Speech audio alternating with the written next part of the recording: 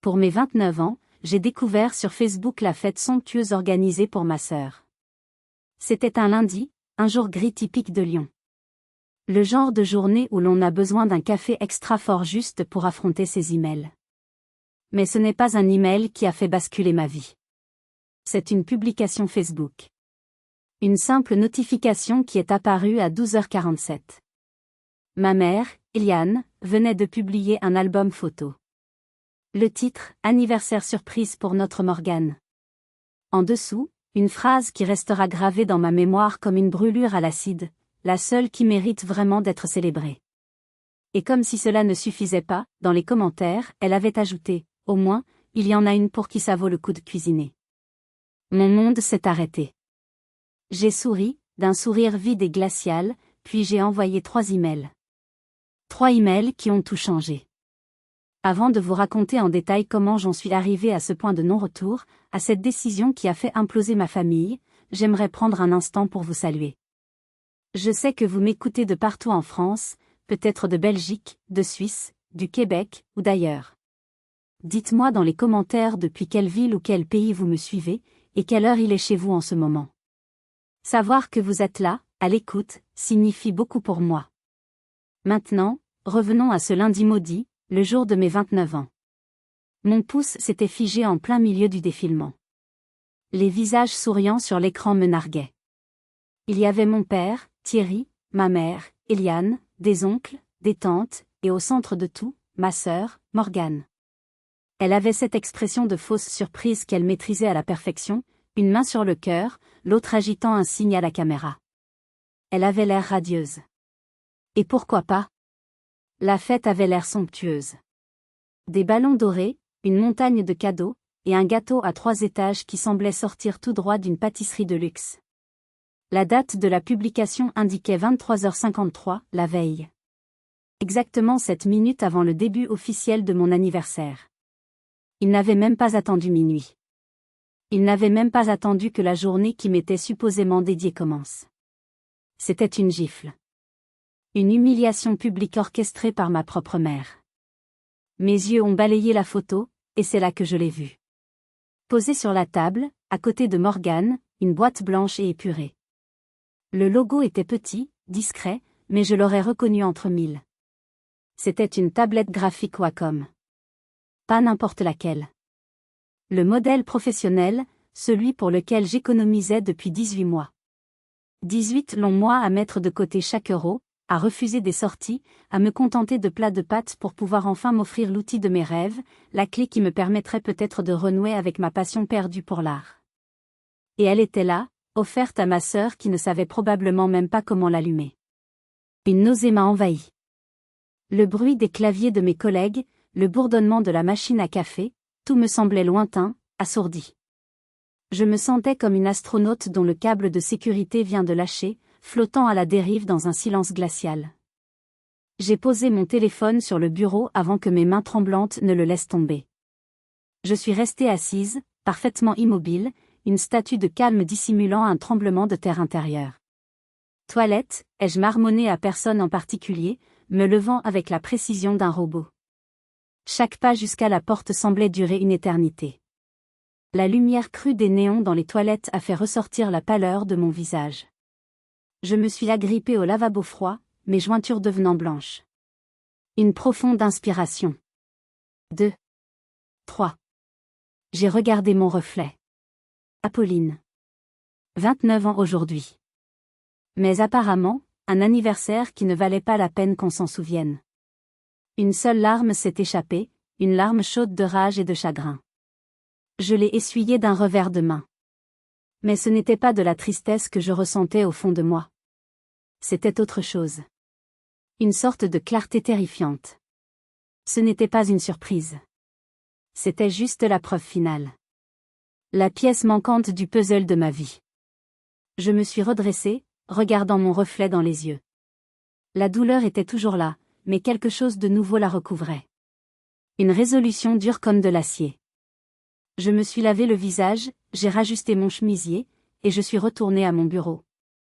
Mes collègues ne se sont doutés de rien. Mais en vérité, j'allais déclarer une guerre silencieuse qui couvait en moi depuis 29 ans.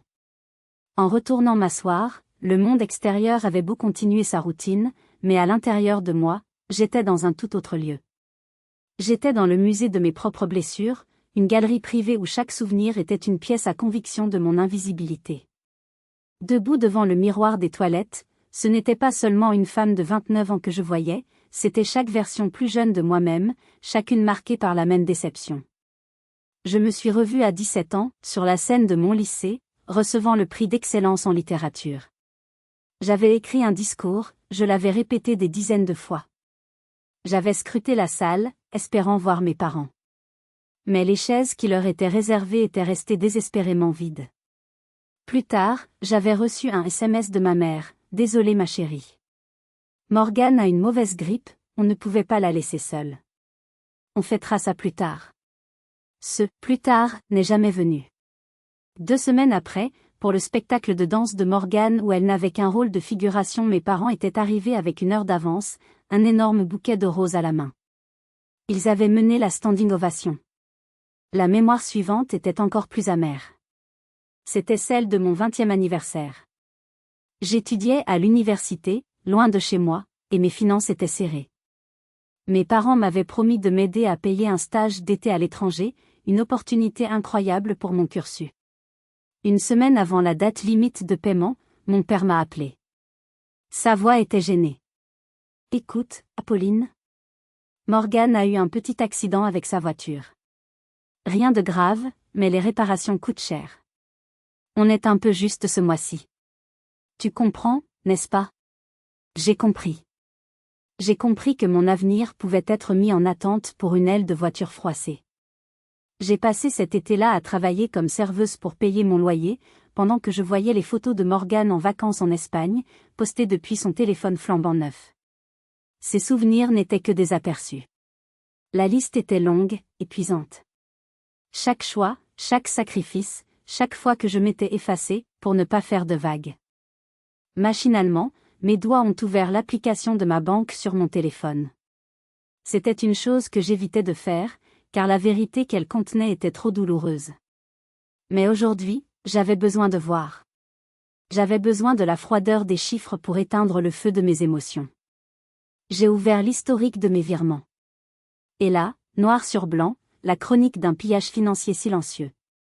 Virement mensuel de 850 € à Monsieur Lefebvre, le propriétaire de Morgane. Depuis 40 mois. Un rapide calcul mental. 34 000 €. Puis j'ai fait défiler plus loin.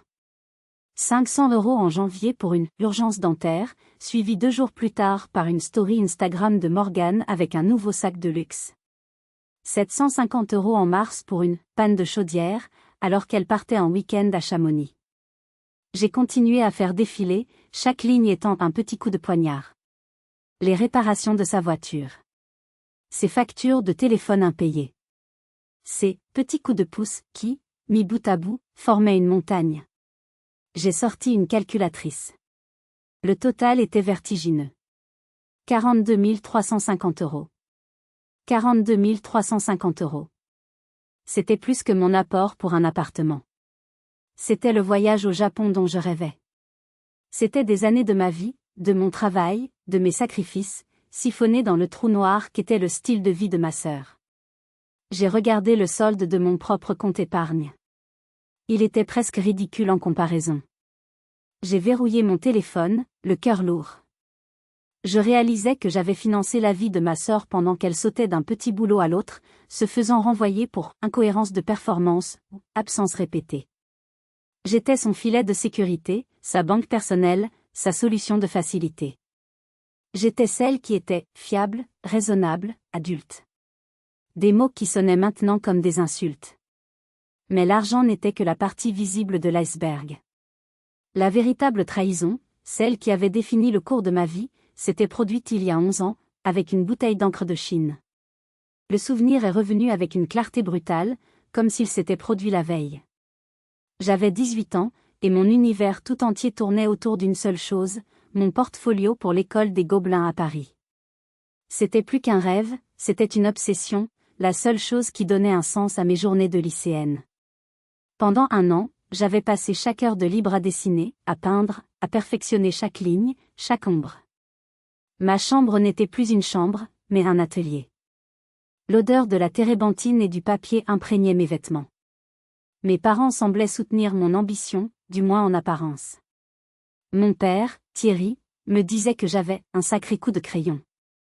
Ma mère, Eliane, souriait, mais son sourire n'atteignait jamais ses yeux. La date limite pour l'envoi du dossier approchait. Il me restait une semaine. Le portfolio, une vingtaine de mes meilleures œuvres, était soigneusement rangé dans un carton à dessin sur mon bureau. J'étais fière, anxieuse, mais pleine d'espoir. Le drame s'est produit un mardi après-midi. Je suis rentrée des cours, et j'ai trouvé Morgane dans ma chambre. Elle avait 16 ans à l'époque. Elle était assise sur mon lit, en larmes. Mon carton à dessin était par terre, ouvert. Et sur mes œuvres, une énorme tache noire et difforme s'étalait comme une marée funeste. Une bouteille d'encre de Chine, que j'utilisais pour mes esquisses, gisait vide à côté, son contenu ayant ruiné des mois de travail. Je suis désolée, a-t-elle sangloté. Je voulais juste regarder tes dessins et j'ai trébuché. Mon cœur s'est brisé. J'étais sous le choc, incapable de parler. J'ai ramassé un de mes dessins, une aquarelle délicate d'un paysage de Provence. L'encre l'avait dévorée, la transformant en une caricature grotesque. C'est alors que ma mère est entrée. En voyant la scène, elle n'a pas crié sur Morgane. Elle n'a pas partagé ma peine. Elle a soupiré, un long soupir las. Puis elle s'est tournée vers moi, et ses mots ont été pires que la tache d'encre. Oh, Apolline? Tu vois bien que tout ça est trop fragile. C'est peut-être un signe. Tu as toujours été si douée dans les autres matières. La comptabilité, c'est bien plus sûr. Laisse l'art à ta sœur, elle est plus passionnée. Passionnée? Morgane prenait des cours de théâtre une fois par semaine et passait le reste de son temps sur les réseaux sociaux. J'ai essayé de protester, de dire que je pouvais refaire certains dessins, que je pouvais appeler l'école pour demander un délai. Ma mère a balayé mes supplications d'un geste de la main. Ne t'inquiète pas, j'appellerai l'école pour toi, pour voir ce qu'on peut faire. Les jours suivants, elle m'a dit qu'elle les avait appelés, qu'ils étaient très stricts et qu'il n'y avait aucune exception. J'étais dévastée. J'ai rangé mes crayons, mes pinceaux, et j'ai rangé mon rêve avec. Je me suis inscrite en gestion, comme elle le suggérait. J'ai eu de bonnes notes. J'ai trouvé un bon travail. J'ai été la fille raisonnable. Ce n'est que des années plus tard, en retombant par hasard sur le numéro de l'école dans un vieux carnet, que j'ai appelé, par une sorte de curiosité morbide. La dame des admissions, très aimable, m'a confirmé qu'ils n'avaient jamais reçu d'appel de ma mère. Jamais. Ils avaient même un protocole pour les dossiers endommagés. Un délai aurait été possible. Elle avait menti. Elle n'avait pas seulement laissé mon rêve mourir, elle l'avait activement étouffé. Elle avait saboté mon avenir pour que je ne fasse pas d'ombre à sa petite star. Je sais que c'est difficile à entendre, et croyez-moi, c'est encore plus difficile à vivre. Ma propre mère. À ce moment-là, si vous aviez été à ma place, qu'auriez-vous fait? Auriez-vous confronté votre famille? Auriez-vous tout gardé pour vous? Partagez vos pensées dans les commentaires, car parfois, savoir qu'on n'est pas seul dans ce genre de situation familiale compliquée peut faire toute la différence. Cette prise de conscience, ce jour-là, au bureau, a été la goutte d'eau qui a fait déborder le vase. La colère que j'ai ressentie n'était pas chaude et explosive. C'était une rage froide, calculée.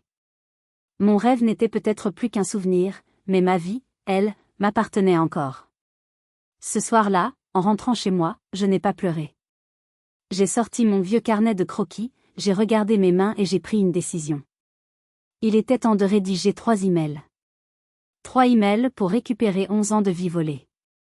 La nuit est tombée sur Lyon, mais dans mon petit appartement, toutes les lumières étaient allumées. Je n'ai pas mangé. Je n'ai pas allumé la télévision. J'étais assise à mon bureau, l'écran de mon ordinateur portable projetant une lueur bleue sur mon visage déterminé. Il n'y avait plus de place pour les larmes ou l'apitoiement. C'était l'heure de l'action. Une action froide, méthodique et irrévocable. Le premier email était le plus simple, le plus impersonnel. Il était adressé à Monsieur Lefebvre, le propriétaire de l'appartement de Morgane à Annecy. J'avais son adresse email enregistrée depuis le temps où je gérais directement les paiements pour simplifier les choses. Objet, résiliation du paiement du loyer, appartement 24, rue de la Paix. Cher Monsieur Lefebvre, je vous écris pour vous informer qu'à compter de ce jour, je ne serai plus responsable des paiements du loyer pour l'appartement occupé par ma sœur, Morgane Dubois. Cet arrangement, initialement prévu comme une aide temporaire, a maintenant pris fin. Je vous prie de bien vouloir adresser toute communication future concernant le loyer et la propriété directement à la locataire. Cordialement. Apolline Dubois. Court. Formel. Sans appel. J'ai cliqué sur « Envoyer » sans la moindre hésitation. Le son du « swoosh » dans mes écouteurs a été comme la première pierre d'un édifice que je démolissais. Le deuxième email était destiné au service client de ma banque. C'était encore plus simple. Objet, annulation de virement automatique. Madame, monsieur. Je vous demande par la présente d'annuler immédiatement le virement automatique mensuel de 850 € programmé le 1er de chaque mois en faveur de Monsieur Lefebvre. Je vous remercie de me confirmer la bonne exécution de cette demande. Salutations. Apolline Dubois. Envoyé.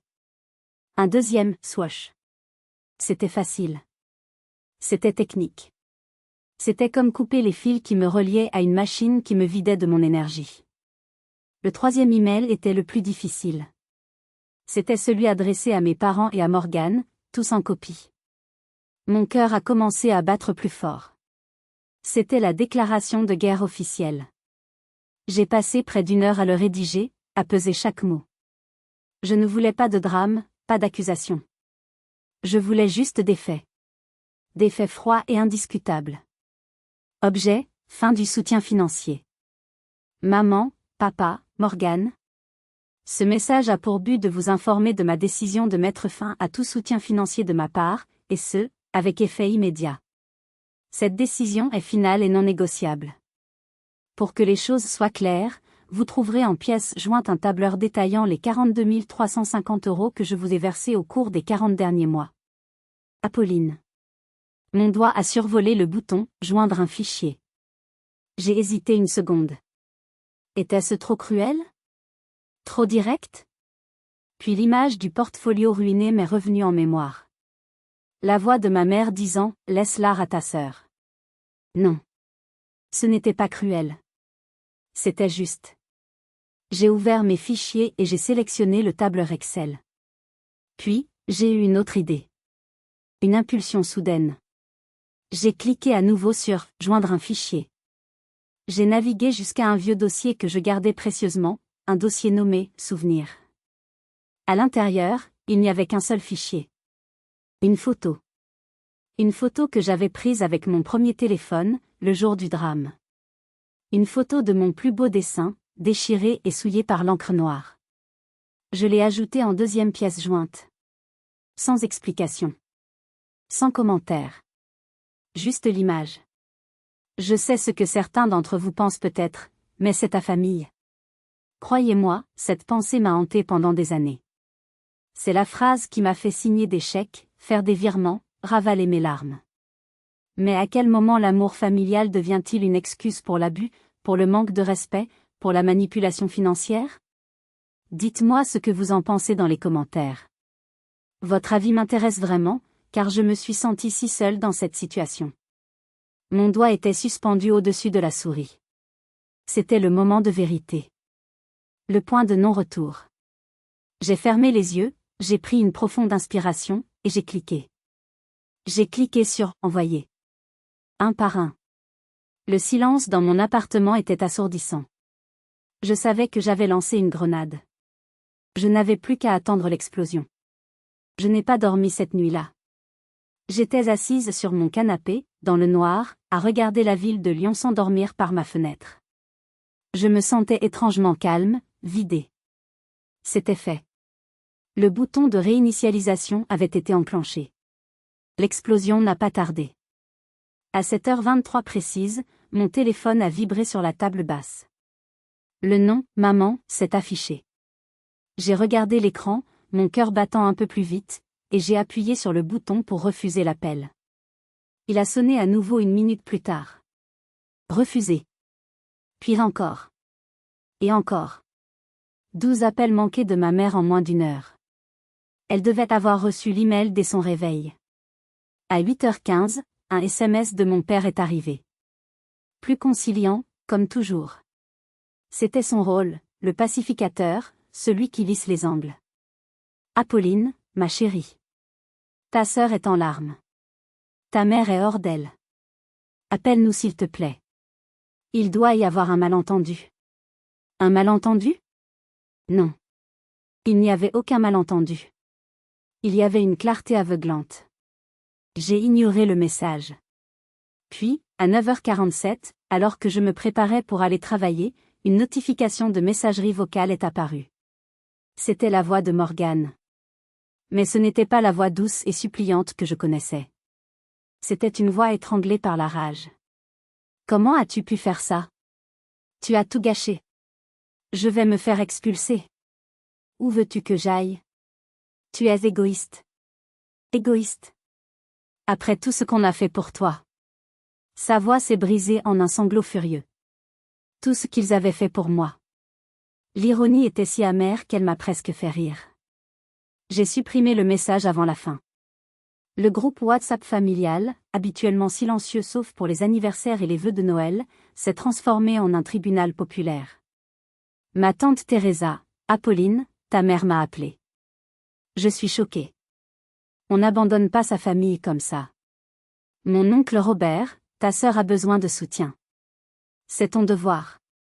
Même mon cousin Derek, à qui je n'avais pas parlé depuis 5 ans, y est allé de son commentaire, c'est froid, quand même. J'ai lu les messages les uns après les autres, sentant une vieille tristesse m'envahir. Il ne savait rien. Il ne voyait que la version de ma mère, la victime éplorée. J'ai mis la conversation en sourdine. Je suis partie au travail en marchant la tête haute. L'air frais de Lyon semblait plus pur ce matin-là. En arrivant à mon bureau, une surprise m'attendait. Une petite carte dessinée à la main, signée par tous mes collègues, et un unique cupcake au chocolat avec une bougie. Ma voisine de bureau, Bérénice, m'a souri timidement. On s'est souvenu que c'était ton anniversaire hier. Désolée pour le retard. On voulait juste marquer le coup. Ma gorge s'est nouée. Je ne leur ai pas dit que c'était le seul signe d'attention que j'avais reçu. Ce petit geste simple, de la part de personnes qui n'étaient pas de ma famille, valait plus que tous les gâteaux à 3 étages du monde. C'est alors que mon téléphone a vibré. Un message privé. C'était ma cousine Clémence, la fille de la sœur de ma mère. Elle avait toujours été un peu à part dans la famille, plus observatrice, plus silencieuse. Enfin, disait son message. J'ai vu l'email. Il était temps. Ne laisse personne te faire culpabiliser. Je t'envoie des fleurs. Joyeux anniversaire en retard, guerrière. Ces quelques mots ont été comme un baume sur une plaie ouverte. Je n'étais pas seule. Quelqu'un d'autre avait vu. Quelqu'un d'autre comprenait. Ce message m'a donné la force dont j'avais besoin pour l'étape suivante. Après le travail, je ne suis pas rentrée directement chez moi. Je suis allée dans le grand magasin d'électronique du centre commercial de la Pardieu. Je me suis dirigée directement vers le rayon informatique. Le vendeur m'a souri. Je peux vous aider? Oui, ai-je répondu, ma voix claire et ferme. Je voudrais la tablette graphique Wacom. La version professionnelle. Alors que je tendais ma carte bancaire, je sentais un poids s'enlever de mes épaules. Cet achat n'était pas une vengeance. C'était une récupération. Je reprenais possession d'un morceau de mon rêve volé. Alors que j'installais mon nouveau trésor ce soir-là, un numéro masqué s'est affiché sur mon téléphone. J'ai décroché. C'était mon chef de service. Sa voix était inhabituellement grave. Apolline, nous devons parler. Votre mère vient de m'appeler. Un silence a suivi ces paroles. Mon sang s'est glacé. Ma mère? Avait appelé mon chef? La panique, une vieille amie que je pensais avoir laissée derrière moi, a frappé à ma porte. Qu'est-ce qu'elle avait pu lui dire? Apolline, vous êtes là, a demandé mon chef, Monsieur Bernard. Oui, Pardon, ai-je bégayé. Je suis un peu surprise. Est-ce qu'il y a un problème? Il y a eu une hésitation à l'autre bout du fil. Écoutez, je ne veux pas m'immiscer dans votre vie privée, mais votre mère semblait très inquiète. Elle m'a parlé d'une crise familiale majeure, de votre état de fragilité émotionnelle. Elle a mentionné que vous preniez des décisions impulsives, et elle s'inquiétait de votre capacité à gérer la pression du projet Alpha que je viens de vous confier. Chaque mot était comme un coup de poing dans l'estomac. Ce n'était pas de l'inquiétude. C'était une attaque. Une attaque ciblée, conçue pour me nuire là où ça ferait le plus mal, ma carrière. Mon indépendance. Ma fierté. Elle ne pouvait plus me contrôler financièrement, alors elle essayait de saboter ma source de revenus. C'était diabolique. C'était sa façon de dire, tu crois pouvoir t'en sortir sans moi? Je vais te montrer que non. Une bouffée de rage m'a envahi, si intense qu'elle a chassé la peur. J'ai serré les poings. Ma voix, quand j'ai répondu, était étonnamment calme. C'était la froideur de quelqu'un qui n'a plus rien à perdre.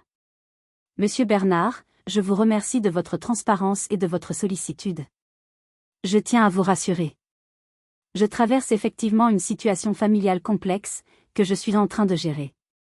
Cependant, je peux vous garantir, de la manière la plus formelle qui soit, que cela n'a et n'aura absolument aucun impact sur mes performances professionnelles ni sur ma capacité à mener à bien le projet Alpha.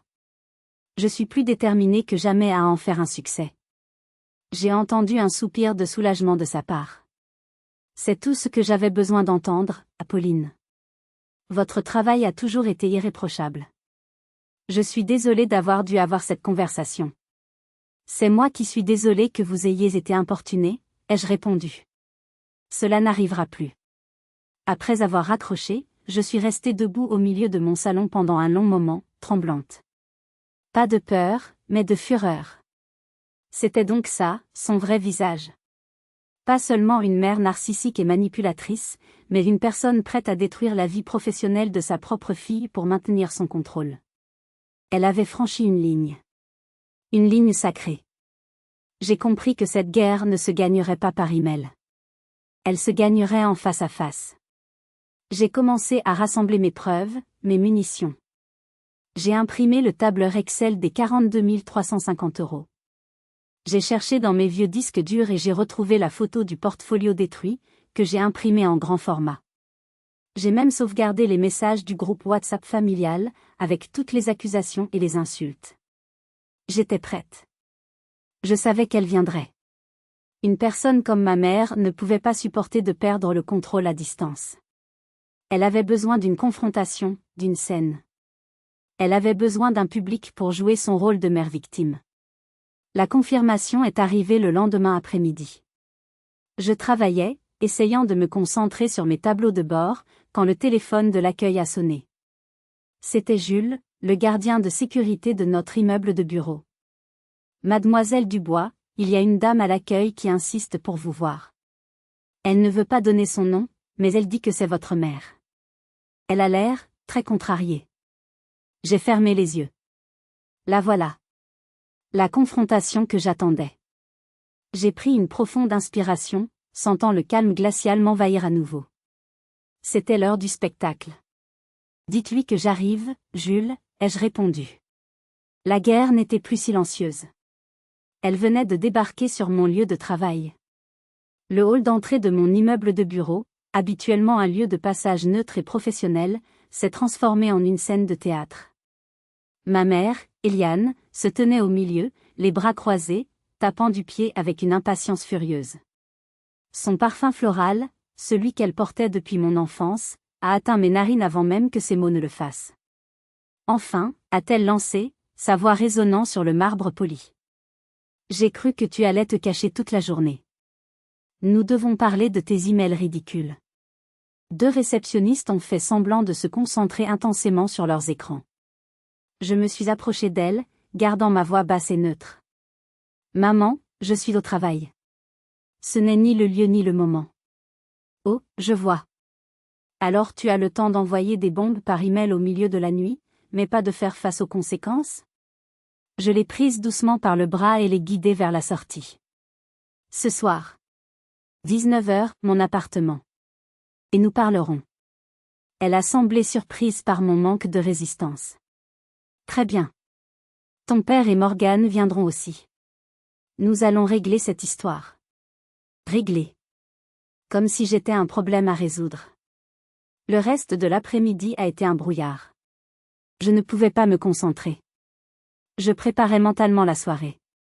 En rentrant chez moi, j'ai transformé mon petit salon. J'ai déplacé la table basse, j'ai installé des chaises. J'ai sorti le petit projecteur que j'empruntais parfois au bureau et je l'ai connecté à mon ordinateur portable, le dirigeant vers le grand mur blanc en face du canapé.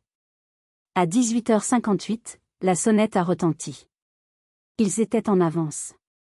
Ils sont entrés, remplissant l'espace de leur tension. Mon père, Thierry, l'air accablé, évitant mon regard. Morgane, les yeux rouges et bouffis, se cachant derrière lui.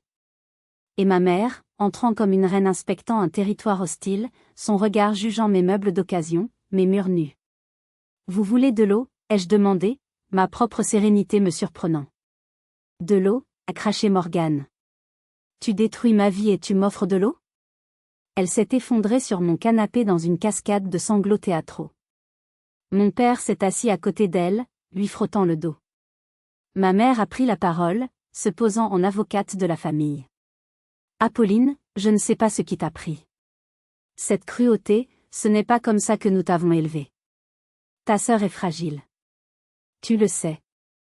Je n'ai pas répondu. Je suis allée à mon bureau et j'ai allumé le projecteur. Une lueur bleue a éclairé le mur. Qu'est-ce que tu fabriques? A demandé ma mère, agacée. J'ai cliqué sur le premier fichier. Le mur s'est rempli de chiffres. Le tableur Excel, projeté en grand. La somme totale, 42 350 €, était écrite en rouge et en gras. Mon père s'est penché en avant, plissant les yeux. C'est quoi, ça? C'est l'argent que je vous ai donné ces 40 derniers mois, ai-je dit calmement. L'argent qui a payé le loyer de Morgane, ses factures, ses vacances. Le silence s'est fait. Morgane a arrêté de pleurer. J'ai cliqué sur le fichier suivant.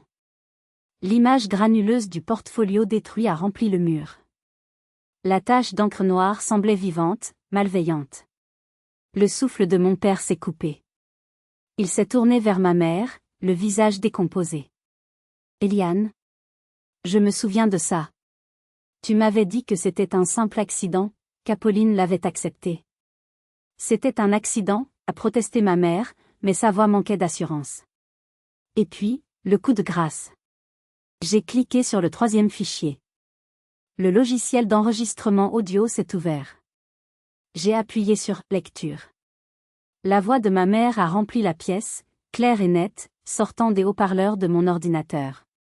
Oui, monsieur Bernard, je suis terriblement inquiète, son état de fragilité émotionnelle, elle prend des décisions impulsives, je ne sais pas si elle peut gérer la pression. L'enregistrement a continué, chaque mot étant une trahison. Quand il s'est terminé, personne n'a bougé. Morgane me fixait, la bouche ouverte. Mon père était livide. Il regardait sa femme comme s'il ne l'avait jamais vue. Le masque de la mère aimante et protectrice venait de tomber, révélant le visage hideux de la manipulatrice. La pièce était silencieuse, à l'exception du léger bourdonnement du ventilateur du projecteur. C'était le son de leur monde qui s'effondrait. C'était le son de ma liberté. C'est alors que Morgane, voyant que le jeu était terminé, a éclaté en sanglots, mais cette fois, c'était différent. Entre deux hoquets, elle a confessé la vérité. Pas toute la vérité, mais assez pour que tout s'effondre. Si vous êtes arrivé jusqu'ici, laissez un commentaire pour nous dire ce que vous auriez fait à la place d'OP. Vous pouvez aussi écrire simplement le chiffre 1 pour montrer que vous suivez encore.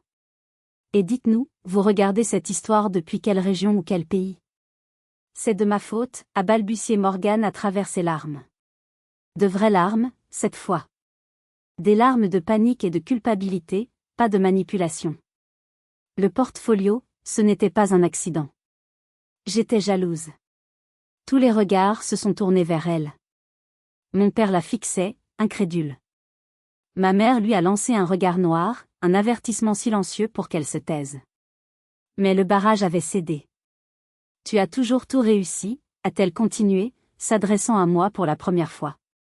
Les bonnes notes, les compliments des professeurs, tout était facile pour toi. Je savais que si tu partais à Paris, tu deviendrais quelqu'un d'incroyable. Et moi, j'aurais été quoi? Juste la petite sœur ratée. Alors, j'ai renversé l'encre. J'ai pensé que si tu restais, rien ne changerait. Chaque mot était une confirmation douloureuse. Une partie de moi avait toujours su, ou du moins soupçonné, que ce n'était pas un accident. Mais l'entendre à voix haute, c'était différent. C'était réel. Mon père a passé une main sur son visage, l'air complètement perdu. Morgane, pourquoi n'as-tu rien dit? Et toi, Eliane, tu le savais? Ma mère, voyant qu'elle ne pouvait plus nier, est passée à l'offensive. C'était sa meilleure défense. L'attaque. Elle s'est levée, le visage dur comme de la pierre. Et alors? C'était il y a 11 ans. Vous allez la crucifier pour une erreur de jeunesse? Apolline s'en est très bien sortie. Elle a un bon travail, un bon salaire. J'ai protégé ma fille la plus fragile. C'est ce que font les mères. Tu ne l'as pas protégée, a dit mon père d'une voix sourde. Tu as menti. À elle, et à moi. Et toi, a-t-elle craché en se tournant vers moi, tu es si parfaite, n'est-ce pas? Avec tes projections, ton petit tribunal. Tu veux nous détruire? C'est ça, ton but? Après tout ce que nous avons fait pour toi, tous les sacrifices. C'est à ce moment-là que quelque chose en moi a lâché. Pas la colère, mais une immense tristesse. Je les ai regardés, tous les trois, et je n'ai pas vu des monstres. J'ai vu des gens brisés. Une mère si terrifiée par sa propre insignifiance qu'elle devait contrôler et diminuer les autres pour exister. Une sœur si rongée par l'insécurité qu'elle ne pouvait supporter la lumière de quelqu'un d'autre. Et un père si lâche qu'il avait préféré fermer les yeux pendant 30 ans plutôt que d'affronter la vérité sur sa propre famille. Des sacrifices, ai-je demandé, ma voix n'étant plus qu'un murmure. Quel sacrifice, maman? Le sacrifice de mon rêve? Le sacrifice de mon argent? Le sacrifice de ma santé mentale à force d'essayer d'être assez bien pour toi? Je me suis approchée du mur où l'image du dessin souillé était toujours projetée. Vous voyez ça? Ce n'est pas qu'un dessin. C'était mon âme. Et vous l'avez piétiné. Toi, Morgane, par jalousie. Et toi, maman, par cruauté. Et toi, papa, par indifférence. J'étais fatiguée. Soudainement, incroyablement fatiguée. La montée d'adrénaline qui m'avait portée toute la journée s'est dissipée, me laissant vide et épuisée. La guerre était finie. Il n'y avait pas de gagnants. Juste des survivants au milieu des décombres. Je suis retournée m'asseoir. Je ne veux pas vous détruire, ai-je dit. Je veux juste vivre. Loin de tout ça. Loin de vos manipulations, de vos mensonges, de vos attentes. Je veux être libre. Mon père a finalement levé les yeux vers moi. Il n'a rien dit, mais j'ai vu dans son regard une question silencieuse, pleine de désespoir et de regret. Que faisons-nous maintenant? Et pour la première fois, la réponse était entre mes mains. Le silence qui a suivi ma déclaration était lourd, épais. Ce n'était plus un silence de choc, mais un silence d'acceptation. La vérité, aussi laide soit-elle, était enfin sur la table. Mon père, Thierry, semblait avoir vieilli de 10 ans en une heure. Morgane ne pleurait plus, elle se contentait de fixer le sol, comme si elle y cherchait des réponses qu'elle ne trouverait jamais. Seule ma mère, Eliane, me fusillait toujours du regard, refusant d'admettre la défaite. J'ai pris une profonde inspiration. L'épuisement était toujours là, mais il était accompagné d'une nouvelle force. La force de celui qui a tout dit, qui n'a plus rien à cacher. Le soutien financier est terminé, ai-je commencé, ma voix claire et posée. C'est la première chose. C'est définitif et non négociable. Morgane, tu vas devoir apprendre à te débrouiller. Comme tout le monde. Morgane a hoché la tête, sans me regarder. Ensuite, ai-je continué, si nous devons avoir une quelconque forme de relation à l'avenir, les choses doivent changer. Radicalement. Je me suis tournée vers ma sœur. Morgane, tu as besoin d'aide. Pas seulement financière. Tu as besoin de comprendre pourquoi tu agis comme tu le fais. Je veux que tu suives une thérapie. Un vrai suivi psychologique, pour travailler sur ta jalousie, ton manque de confiance et ta dépendance. Et je veux que tu trouves un vrai travail. Un contrat à temps plein. Et que tu le gardes. Puis, je me suis tournée vers mon père. Il a relevé la tête, ses yeux étaient embués de larmes. Papa, je t'aime. Mais pendant des années, tu as été complice par ton silence. Tu as laissé faire. Si tu veux que nous reconstruisions quelque chose, toi et moi, alors nous le ferons avec un médiateur. Nous suivrons une thérapie familiale, juste toi et moi, pour que tu apprennes à être le père dont j'ai besoin, et que j'apprenne à te refaire confiance. Il a acquiescé, incapable de parler, les larmes coulant silencieusement sur ses joues. Enfin, je me suis tournée vers ma mère. C'était la partie la plus difficile. Maman? Pour toi. Je ne sais même pas par où commencer. Ton comportement, ce que tu as fait à mon portfolio, ce que tu as dit à mon chef, ce n'est pas normal. C'est destructeur. Si tu veux avoir une place dans ma vie, même la plus petite, tu dois admettre ce que tu as fait. Tu dois présenter des excuses sincères. Et tu dois, toi aussi, suivre une thérapie. Le visage de ma mère s'est déformé en un masque de mépris. Une thérapie, a-t-elle sifflé. Tu oses me dire que j'ai besoin d'une thérapie? C'est toi qui es malade. C'est toi qui détruis cette famille avec tes accusations et ton égoïsme. Je n'ai rien à me reprocher. J'ai toujours fait ce qu'il y avait de mieux pour mes filles. Non, ai-je répondu doucement. Tu as toujours fait ce qu'il y avait de mieux pour toi. Elle s'est levée brusquement. J'en ai assez entendu. Si tu préfères ton indépendance à ta propre mère, grand bien te fasse. Mais ne viens pas pleurer quand tu te retrouveras toute seule. Elle s'est dirigée vers la porte. Elle s'est arrêtée, s'attendant à ce que mon père la suive. Mais il n'a pas bougé. Il est resté assis sur le canapé, la tête entre les mains. Thierry? On y va, a-t-elle ordonné. Il a secoué la tête. Reste, Eliane. S'il te plaît. Écoute ta fille. Jamais, a-t-elle répondu. Et elle est partie, claquant la porte derrière elle. Un long silence a suivi son départ. Morgane a fini par se lever. Je suis désolée, Apolline, a-t-elle murmuré. Pour tout. Puis elle est partie à son tour, me laissant seule avec mon père. Il est resté silencieux pendant un long moment. Puis il a dit, elle ne changera jamais, n'est-ce pas? Non, papa. Je ne crois pas. J'ai été aveugle, a-t-il dit.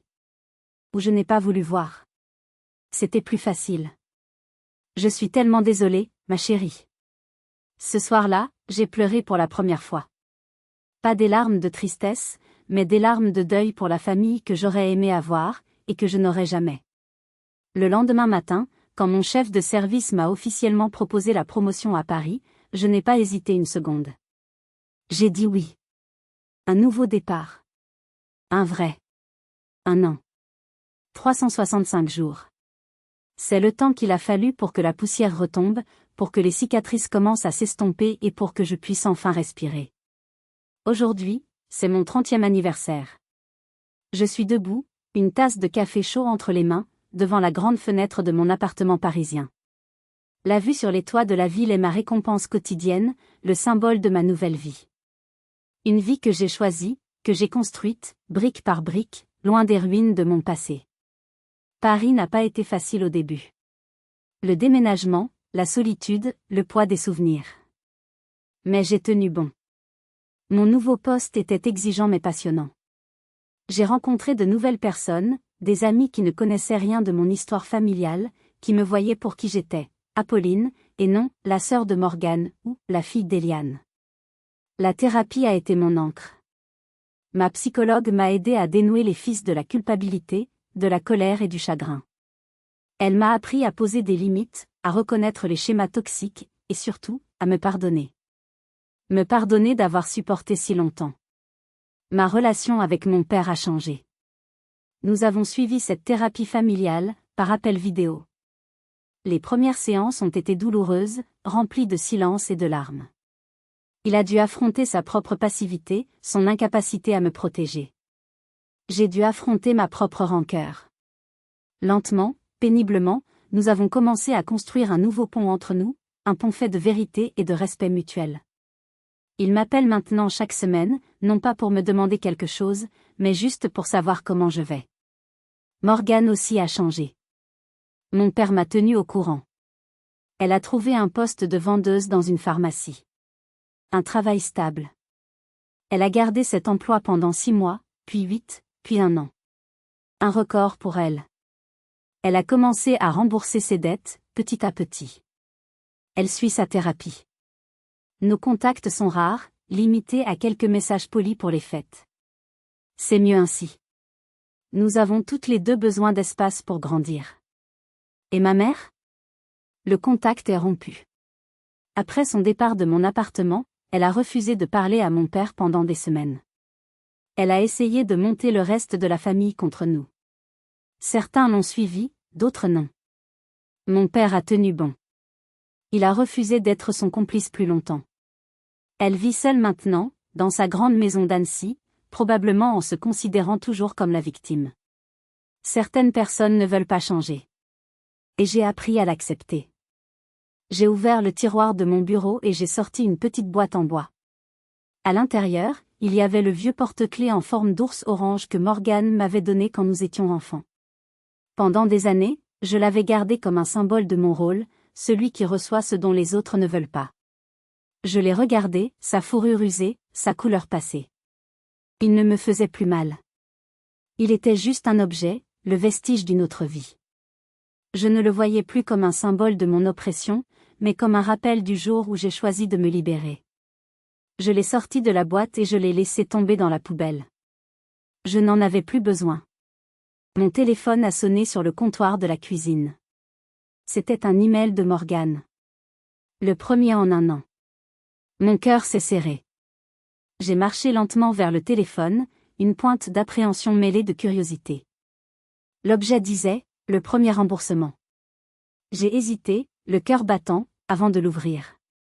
Mon doigt a survolé l'écran pendant 1 seconde, cette fraction de temps où le passé et le présent se rencontrent. J'ai repensé à la fille que j'étais, celle qui aurait ouvert cet email avec un mélange d'espoir et de peur, espérant une excuse, craignant une nouvelle demande. Mais la femme que je suis devenue l'a ouvert avec un calme prudent. L'email de Morgane était court, presque timide. Il n'y avait pas de grande déclaration, pas de drame. Juste quelques lignes simples. Salut Apolline. Je sais qu'1 an a passé. J'espère que tu vas bien à Paris. Papa m'a dit que tu te plaisais bien. Je voulais juste te dire encore une fois que je suis désolée. Pas seulement pour l'argent, mais pour tout. La thérapie m'aide à voir les choses différemment. À voir comment j'étais. Ce n'est pas grand-chose, mais comme je l'avais promis à papa, c'est un début. 6 juin, une copie d'un virement de 100 €. J'espère qu'un jour, on pourra peut-être, juste prendre un café. Joyeux anniversaire. Morgane. 100 €. C'était une goutte d'eau dans l'océan des 42 350 €. Mais elle avait raison. Ce n'était pas rien. C'était un début. C'était un acte. C'était la preuve qu'un changement, même lent, même petit, était possible. Au même moment, un autre message est arrivé. Une notification WhatsApp. C'était ma mère. Le message contenait 2 mots, joyeux anniversaire. Pas de point d'exclamation, pas d'émoticône, pas de ma chérie. Juste 2 mots. Un acquittement. Une formalité. Et pour la première fois, cela ne m'a rien fait. Aucune pointe de douleur, aucune lueur d'espoir. Juste du détachement. J'ai compris à ce moment-là que j'avais cessé d'attendre quelque chose d'elle. J'avais cessé d'attendre son amour, son approbation, sa reconnaissance. Et dans ce détachement, j'ai trouvé une immense liberté. J'ai répondu à Morgane. Merci, Morgane. J'apprécie beaucoup. C'est un très bon début. Peut-être pour un café, un jour. Prends soin de toi. Joyeux anniversaire à moi aussi. J'ai souri en écrivant la dernière phrase. Oui. Joyeux anniversaire à moi. Je le méritais. Je suis retournée à ma fenêtre, regardant la vie parisienne s'animer en bas. Mes amis allaient arriver dans quelques heures pour une petite fête simple. Une fête où je serais le centre de l'attention, non pas par obligation, mais par affection sincère. Aujourd'hui, pour mes 30 ans, je ne me suis pas acheté un ordinateur. Je me suis offert quelque chose de bien plus précieux, la paix. La paix de savoir que ma valeur ne dépend pas de l'approbation des autres, qu'elle ne se mesure pas à l'aune de l'attention que l'on me porte. J'ai appris que poser des limites n'est pas un acte d'égoïsme, mais un acte de survie et d'amour-propre. Si mon histoire vous a parlé, si vous aussi, vous avez dû tracer vos propres limites pour survivre, pour vous protéger d'une dynamique familiale toxique, merci de partager votre force dans les commentaires. Votre histoire compte, votre expérience est précieuse. Mettez un like pour célébrer tous les nouveaux départs, les vôtres comme le mien. Et surtout, n'oubliez jamais que la personne la plus importante qui mérite d'être célébrée, c'est vous. Merci de m'avoir écouté.